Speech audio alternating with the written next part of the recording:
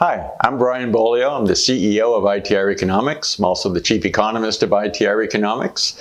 And we're going to talk about the world a few moments, specifically globalization, how that phenomena seems to be waning. If it isn't already dead, it's dying, and how we're moving into the age of nationalism. And we fully expect that the 2020s, that entire decade, will be characterized by more and more my country first, me first, nationalism rather than international cooperation. That has amazing amount of ramifications. But before we go there, just think about it for a moment. Between Brexit, what's we saw happen in Italy, Austria, China, where the president's now appointed himself the president for life. Brazil, come back to the United States. It's very much nationalism. It is what's in it for us. It is not the global perspective anymore.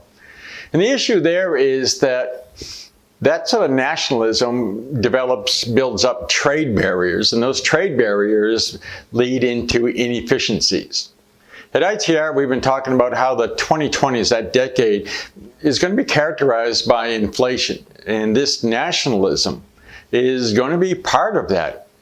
Protectionism, while it undoubtedly helps some people initially, tends to hurt or be more painful in the long run, more so than it helps people in the short run.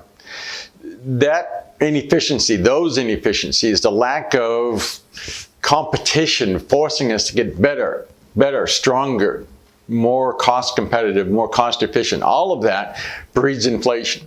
And inflation means higher interest rates. And while the 2020s will be a good decade, it is going to be a different decade than what we've seen. These interest rates, which have been coming down since the 1980s and all the way through 2014, that's gone.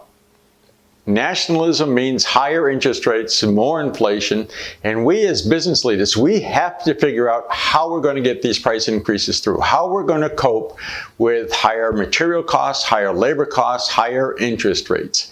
It is a new game. It is a new part of the playbook, and you may or may not have already thought about it, but we have to have strategic plans and tactical plans for implementing this new paradigm. And it begins by knowing your competitive advantage. Why are you worth more money? And if you don't have an answer, you have a homework assignment. We need to know in a metric-driven format how you can be worth more money to your consumers, to your end user or your immediate consumer.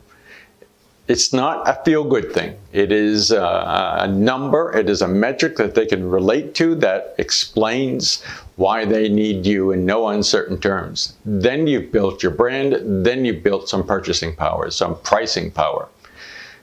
That's the name of the game through the 2020s. Thanks for listening. I'm Beaulieu.